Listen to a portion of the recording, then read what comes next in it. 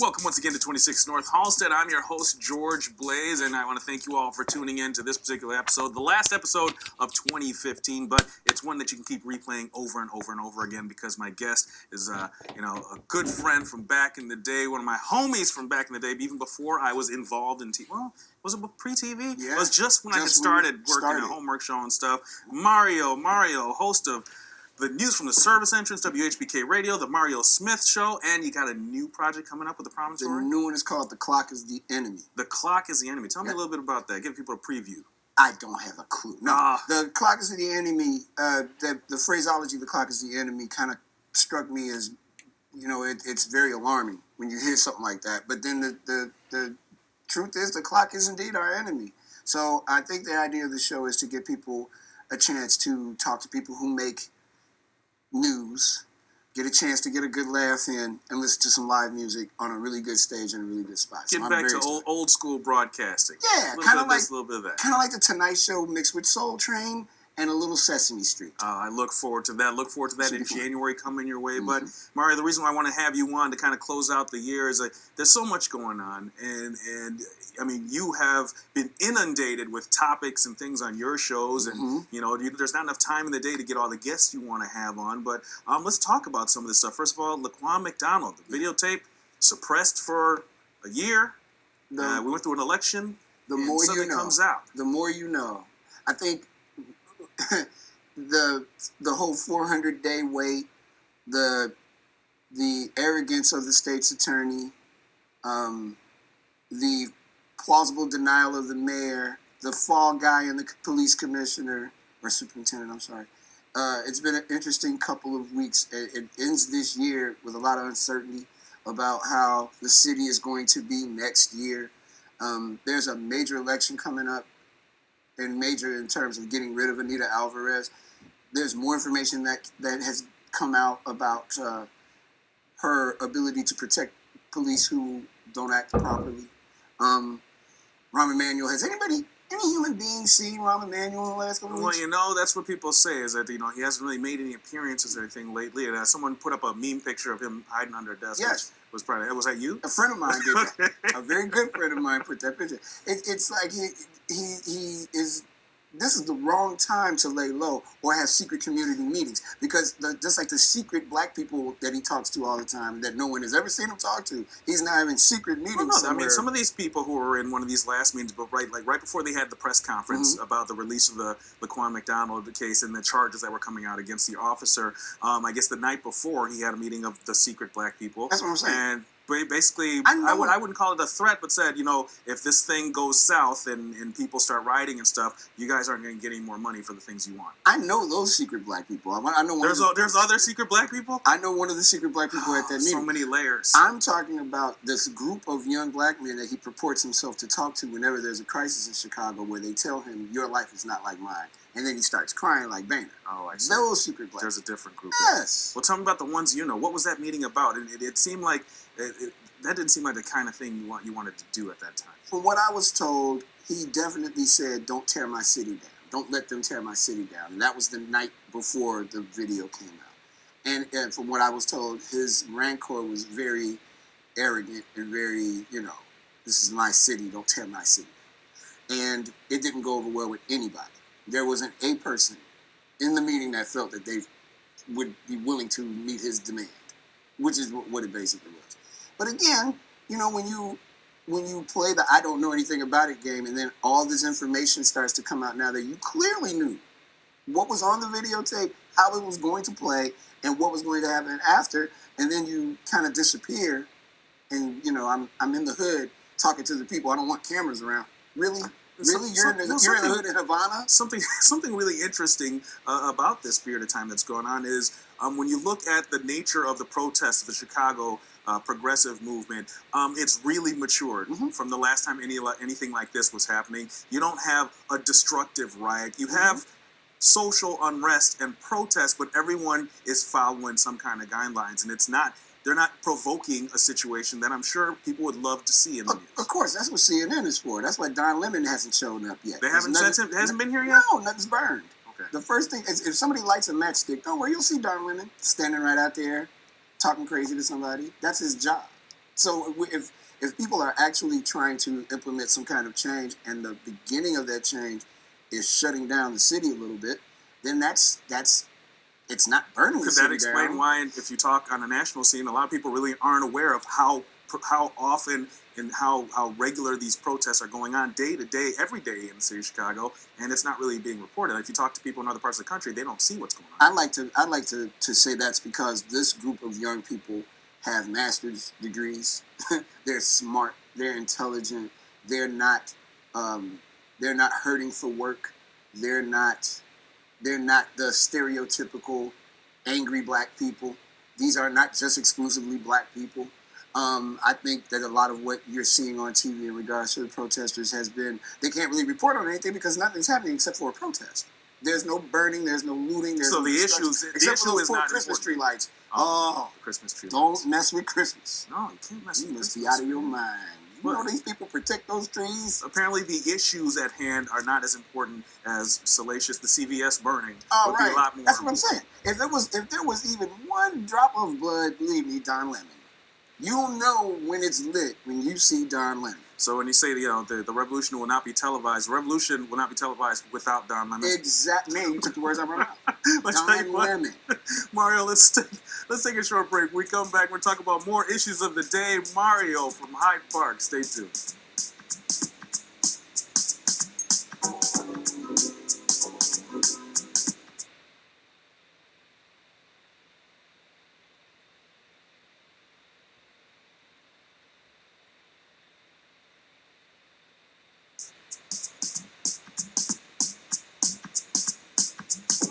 All right, welcome back to 26 North Halsted. Today, having a great conversation with my good man Mario. Listen to Mario on the radio, on your internet, The Mario Smith Show, and soon coming to a show from the Promontory. Mario, one of the other big topics that's going on right now is everything that's going on with Chicago Public Schools. Apparently, the rank and file of the Teachers Union has had their 3 days of voting, and 96% of them, roughly, have voted to support a strike, should a strike be called. Although it looks like now the timetable has been pushed into more April or May than it would be in the middle of winter. But I think they're going to go. I thought they were going in February. Actually, I thought they were going to go right during Christmas break and just not come back. Which would have been the worst thing that could have happened to me around the neighborhood. This strike, Jesse Sharkey said it, he can't afford this. And it's not all his fault on this one, Right. because you've got Governor Rauner, or as I like to call him, Sam the Butcher, because he looks just like Sam the Butcher from the Brady Bunch. okay. You got Sam the Butcher, who won't let you get any money because But he's deadlocked. He's deadlocked in the budget. Springfield, right? and then you've got the pensions that the teachers have to have. But you also have the police that have an issue, and the fire department has an issue. If the teachers go on strike, it could be the domino effect, and you might see Well, something. because everybody's got some negotiating, everybody's got something at stake as Yeah. far as municipal employees in Yeah. the city of Chicago. But the other major portion of when we're talking about the Chicago Teachers Union and what their gripe is that if they're going to close any of this budget gap, somewhere around a 7% pay cut across the board at minimum, including layoffs, is probably going to be coming down the line. And I guess Forrest Claypool said that look forward to the big layoffs come February. Yeah, I think a strike is imminent, and it's unfortunate because the only people who don't benefit from this are the young people who go to school. Outside of that, though, I gotta say, man, if you educate those same young people and tell them what's going on and put that into mommy-daddy terms, they would be like, yeah, strike. Well, that's another interesting thing is You know what I mean? is that there have been a little by little, and it's starting to be a little groundswell, is that the students getting involved themselves in walkouts and things like this. And I can kind of see both sides of it. Yes, you want students to be engaged and understand civics and what's going on and what's at stake for them. But you also don't want to disrupt their education and what's going on. I tell you something about this group of young people. They are not us. You know what I mean? They've watched, they've studied, they have the benefit of being able to visually see every mistake that has been made in terms of a movement, and they're trying. Some of it is working, some of it isn't. I think with these walkouts like at Lindblom and places like that, that's very effective because those are the schools that they highlight. Right. So it's like, oh my God, they walked out of Lindblom. Yeah, because they see wrong. We don't give children enough credit, man. They know what wrong looks like. You know what I mean? And it highlights for me, which is something that I've said in private as well as I've said publicly. When I question movements, in particular Black Lives Matter, in terms of their tactics and the way that they get press and the way they do things, is different from this group of young people who are leading the protests in Chicago. It's not the same tactics. It's not the same methodology. I think young people here in Chicago, are about change, whereas something like Black Lives Matter is about noise. And and these young people also have something that I don't have. Not that the issue isn't important, but just what's happening in terms of the movement itself. Well, they have something that I don't have, which is two good knees, because they will be on Michigan and Randolph, and then they will run away, and it's like, oh my God, where are they going? Because if you listen to the police scanner, they're moving. Oh my God, they're running again. They can't keep up with them. They got the idea, man. Keep people on their toes.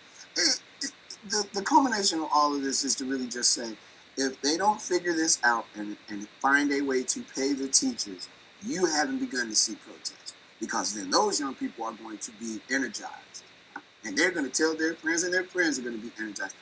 I'm not saying Ferguson-esque, but it could be gigantic in Chicago this spring if those teachers do go on strike. I hope they don't. I don't see how they can. Well, several of our mutual friends have expressed the fact that, as people are frustrated with the mayor and are asking for him to resign and recall, many people I know are saying, like, wait a minute, that time was during the election when more than 30% of you should have been at the booth voting.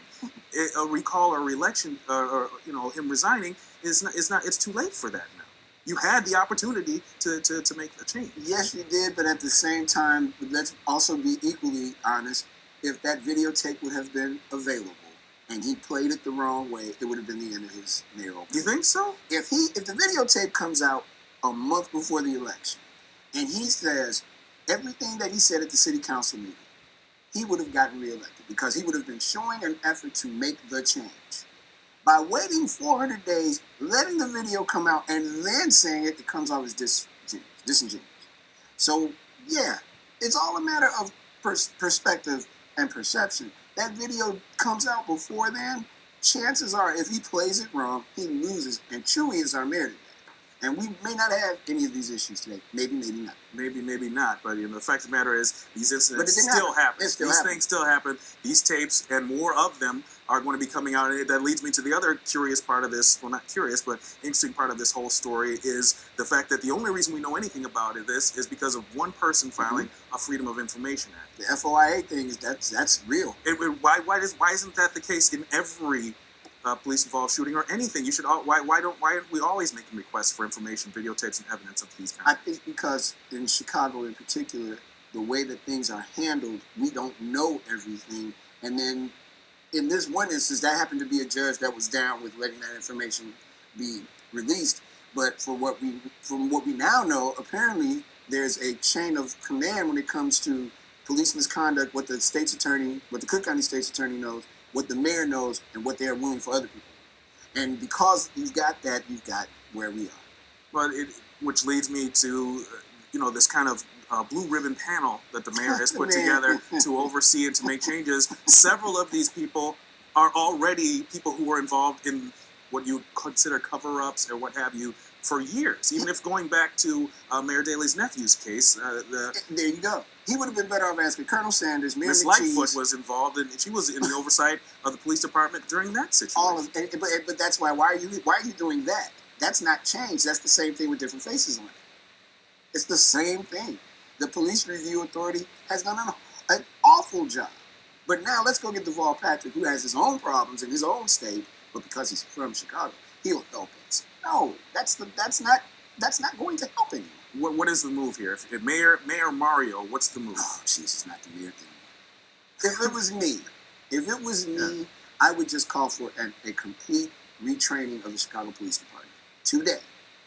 Get it together, make a new curriculum, and retrain. This is not going to change unless there is a change in the approach that the police have with human beings in this city. You train them over. Retrain everybody, from the person sitting at the desk that never gets out to the guy that is in the middle of it. Everybody gets retrained.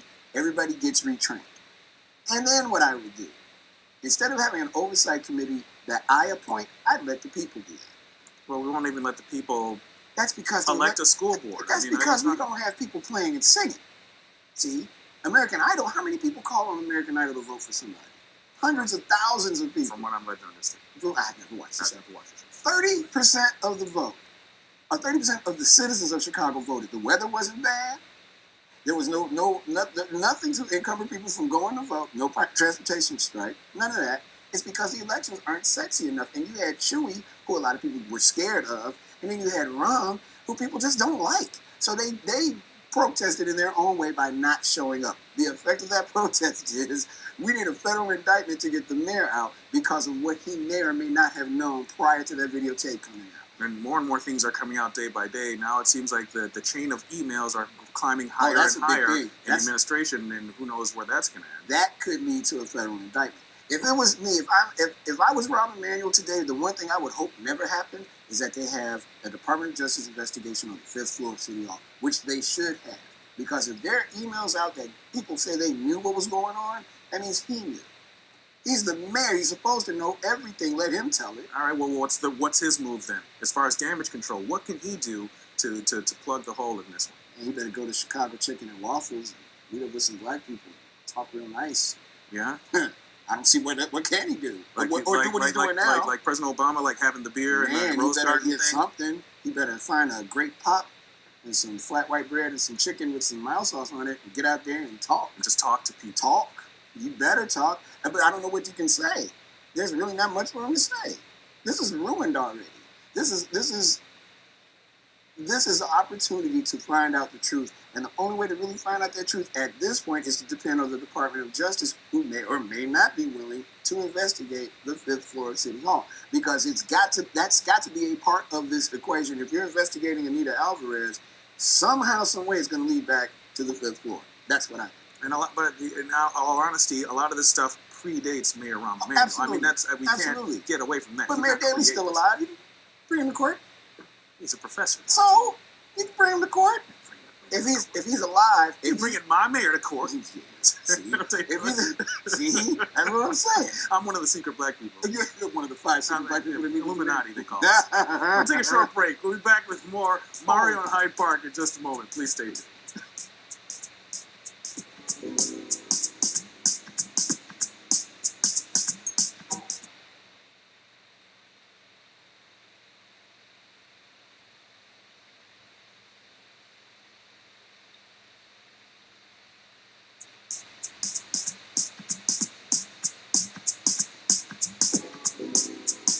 Welcome back. Great conversation we're having here with one of the most outspoken voices in media in the city of Chicago and abroad today, Mario from Hyde Park, the mayor of Hyde Park. Can we say that? Is that official yet? Or? I don't have my mayoral sash. You're going to get a sash. I'm getting a sash made. Nikki Patan is making me a sash. Right. And I don't have my mayoral check. So no, I am not the mayor of Hyde Park. But I would, whatever people say, man. I didn't make up the name. That's true. Whatever people say. Well, you know what? We've been laying it pretty heavy on the mayor of the show. Let's lighten things up a little bit. Lots of other things going on in Chicago. Yes. A phenomenon happened this year in Chicago. Everybody I know who's got straight teeth and an interesting look has been on Empire, except for me. Yeah. Empire. I'm good with Empire. Empire. I know people that worked on the show though. What an interesting phenomenon. Something I thought would never work, and yet it seems like it's provided jobs and entertainment and media for basically everybody I know who's in the business, who's African American or otherwise. Funny thing about TV shows like Empire, particularly on Fox, Martin predated Seinfeld. I can think of a couple other shows that have had a predominantly black cast that predate some successful shows with whiter casts. And I wonder what would be the alternative white version of Empire. Well, you had Nashville. That show was horrible. Okay. There's no redeeming quality in Nashville. It's a show about the music industry and intrigue and but see, money and sex. If it would have been rap music, it would be White Empire. Oh, I see what you're saying. It's not White Empire. More closely related. It's about Nashville. It's about country. Country music is dope because the songs are really just sped up blues songs. Right. My wife left me. My garage door is open. My car won't work. What do you think it is about Empire that struck the audience and people are so hooked? I don't know. Because I really don't like the show, and I watch every episode. Maybe mostly because I want to see Coco Elises play congas. Yeah, that would be the reason why I would watch too. I met Andre Royo, great dude. A friend of mine is one of the scouting guys on Empire.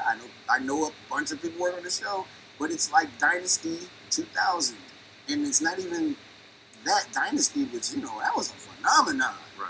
For the young people, Dynasty was a TV show that was on at night. It was a soap opera. Is there something unique about it? I think the most unique thing about one thing, we don't see enough of us on TV anyway. So I think that is the automatic grab for me, as I get to see actors and actresses that I actually like. I love Taraji P. Henson. I love her work.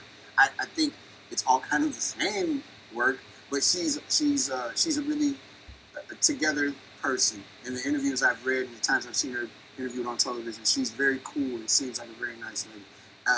And I like seeing her. I like seeing who I like. Right. But I'm not with fake rappers. I can't do it. Yeah, and that's one of the things I can't grasp onto is that none of the music in this show is interesting or do I ever want to listen to again. See, if they had people that we know that produce records, make the records, I might then be interested in seeing it. If I can see you playing the guitar on Empire, I might actually watch that episode. This is the episode George Blaise plays guitar. This will be the last episode of Empire. I would watch it though. Guarantee you.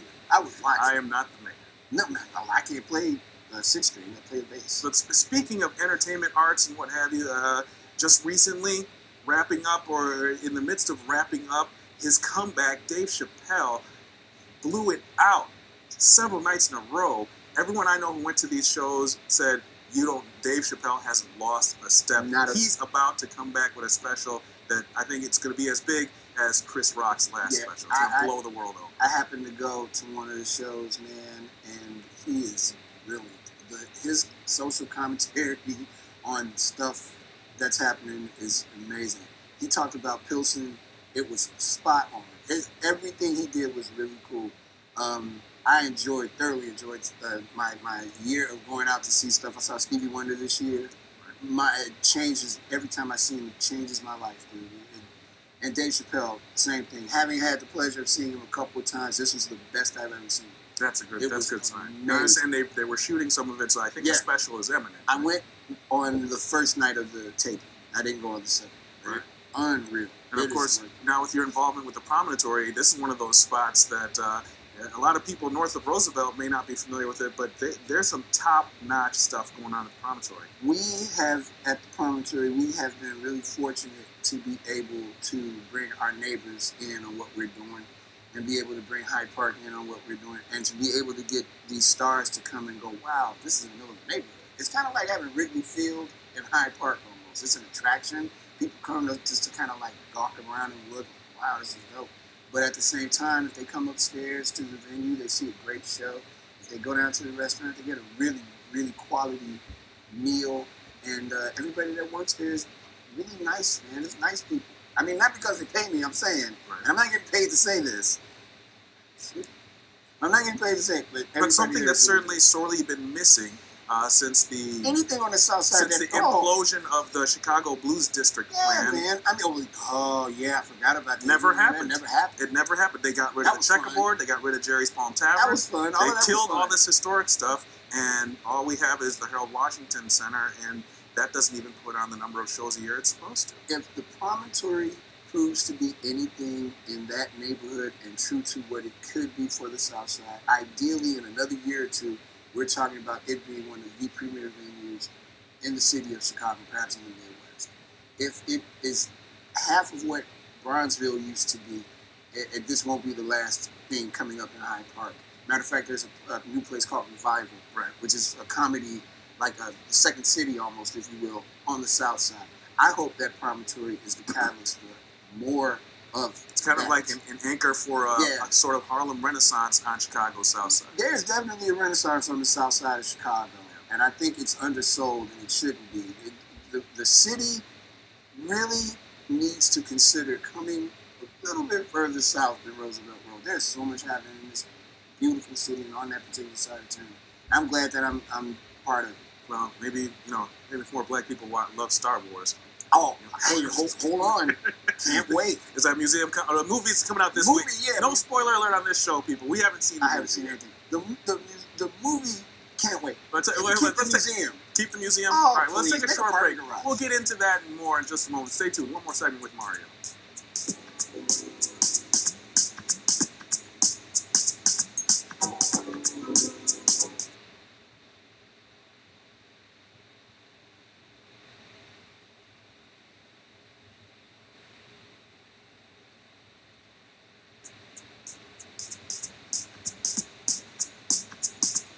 All right, welcome back. We've had some laughs and some good times here with Mario. Listen to Mario on the radio, WHPK Radio, News from the Service Entrance, the Mario Smith Show on the internet, and soon a show coming out of the promontory. Yeah, the clock is the enemy. The clock is the enemy. Can't wait for it. You know, can't let you go without talking a little music. Grammy nominations came out, and it looks like our good friend Kendrick Lamar is finally going to just wipe the slate clean on what's been going on in hip-hop for the last 10, 15 years. Let's hope so. That album's brilliant. Not my favorite album of 2015. What is your favorite of 2015? Alabama Shake, Sound and Color. Wow. Sound and Color. Look at you. Phenomenal. That woman is badass, man. I love that album. It has everything that I like. It kind of reminds me of how rock and roll in Chicago sounded back in like the 90s in the Wicker Park in the beginning, where you had Veruca Salt, and you had Urge Overkill, and you had Double H. You know, it was that kind of, I really like that album. It's a great album. But there was a lot of great stuff. Makai McCraven, even though he's in the UK, Tall Black Guy did some really interesting stuff this year. On the Chicago tip, I mean, I could go on and on. Everybody here put out something this year. We're talking about old school Chicago, rock and roll and what have you. We're losing a lot of that. The Alley is going out of business. Probably won't make it through January. They'll be closing their doors there. I mean, how many memories came out of that place? How many people who were trying to find an identity found an identity out of that store? Man, and there'll be no more me going to visit the Alley watching people try on chaps. Those days are over. No more. You're not gonna buy any more fur creepers. No creepers. No weird buttons. When I go back to school, they tell me to take the button off, throw it away. Right. No Chicago police leather jackets. Yeah, the ones where they cut through the packs. So you know what? You weren't really a police officer. Yeah. I don't think anyone's gonna try and wear that. No, nobody's wearing it. But you know what? You never know. But the Alley, man, that's a piece of Chicago. You know, for some people, it was like their everything. And apparently, it looks like the Double Door isn't going to survive this latest problem they're having with their lease. And I mean, the Double Door hasn't been around too long, but it's certainly a lot of memories in there if you're a musician. I remember when the Double Door was a pool hall. So I'm not surprised that this is happening. The landlord of that building tends to do this every 10 years or so, threatening to put them out. Then they remind him the Rolling Stones played there, and he's like, oh, yeah, they did. Right. Well, that's never going to happen. No, because if you see the Rolling Stones playing any place, so many famous people. So many. You know, if you think about, people like Sadar Bahar. DJ Sadar lived DJ upstairs Sadar, down the block from there. Leroy Bach, former member of Wilco. Yeah, I remember that treacherous staircase. We used to carry his Wurlitzer up and down that staircase. It was like The Exorcist. You people don't know about that block on Milwaukee. Those staircases when you're a musician, what a nightmare. CP Astor running up to Leroy's house to get stuff. The Astor Gates. Well, I tell you what, great memories, and that's why it's great having you here to close out the year, Mario. Thank you. Good luck on everything. Thank you. Happy New Year and happy Hanukkah, Ramadan's Kwanzaa to everybody out there. Thank you for tuning in, of course, and we'll see you next week. We'll see you in 2016, right here on 26 North Halsted. Bye-bye.